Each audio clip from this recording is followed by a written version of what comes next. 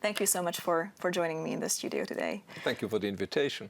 We see that European countries started to reinstating internal border checks one by one again, fueling a political discussion about the so-called death of the Schengen area. Could this be viewed as a symptom of the EU's failed migration policy and the lack of external border controls? Surely, yes. It's a very interesting situation, actually, because I do remember very well the electoral campaign that we had a few months ago only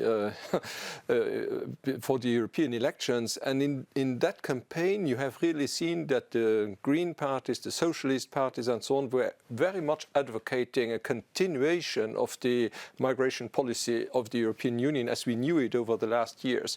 So they have now a problem, I think, a political problem, because they are part of the von der Leyen coalition, and Mrs. von der Leyen has now already announced a dramatic change in the EU policy because exactly of the problems that we encounter with migration over the last year. So I would say that it is a confirmation of our conservative criticism towards the migration policy during the electoral campaign, coming after the soon after the electoral campaign. And for sure it is also a clear admission that there is a failure in our European migration policies over the last years. Very, very clear admission of that fact, yes. What you mentioned, that this is exactly it, that we might say a change of heart coming from the Commission. Recently, Commission President Ursula von der Leyen sent out a new migration strategy to all member states, promising or at least proposing to significantly ramp up deportations and strengthen external borders. Is this a genuine? Is it the beginning of a genuine change from Brussels?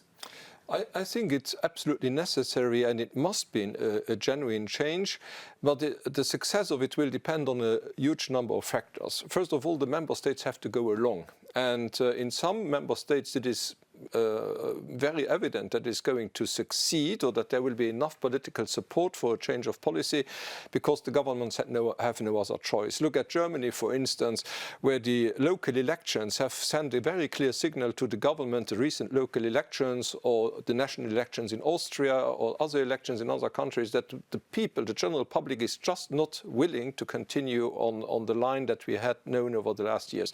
So there's an enormous pressure in some countries. In other countries that maybe are less concerned or have very leftist governments, it might be more difficult. So it is important that all member states realize how serious the situation is.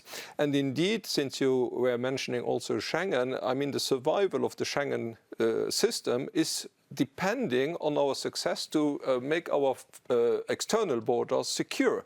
And there is one important point, just one sentence is in Mrs. von der Leyen's letter that I would like to underline, and that is that the credibility of our border system and the continuous application of the Schengen systems are instrumental for the competitivity of the European Union. We cannot survive as an economic area if we have national borders again with all kinds of controls, all kinds of obstacles. So for us, the mastering, I would say, of the external borders and the limitation of the irregular or illegal flows of immigrants are really a very important aspect of the future of our common economic area. So the free circulation of persons, but also the economic future of the European Union is depending on a success of the new migration policy.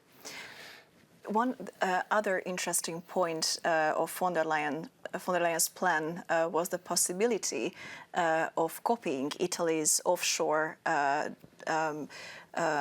reception and deportation centers that they set up in Albania.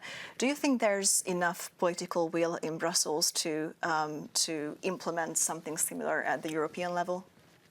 I would say yes, but you know, again, the success, if you want to evaluate the success of a political measure, you have to project it in time, in the future, and then make an evaluation. I just want to remind you of the beginning of the migration crisis in 2015, where many people left UNHCR camps in Syria, in the Middle East, and in other places in order to come to Europe. And in those days, there were arguments like the conditions in those camps are just not humane. humane enough, and it's understandable that these people want to leave those camps, and we did not do enough to support UNHCR in order to make the living conditions in those camps acceptable. So I would say if we take care of those camps and make them really worse of a human being, of living there for some time before going back to the home country, it can succeed. But if we run into a situation in which the media will show very difficult conditions of living, people being treated badly or not enjoying all their rights as they should, then of course we are facing over time, over the next years, a failure of the system, and then we will be in an even more difficult situation than we are now. So I would say that yes, there is enough political will now to have external hubs in third countries or whatever. I think the pressure, political pressure, is there, but in order to make a success over time, we have to take care in a very responsible way of the living conditions and in the general conditions in which we are going to set up such hubs in third countries, and is a huge responsibility, I would think, and we have to commit sufficient financial resources to this. Thank you so much for your time. Well, thank you for the question and your time also.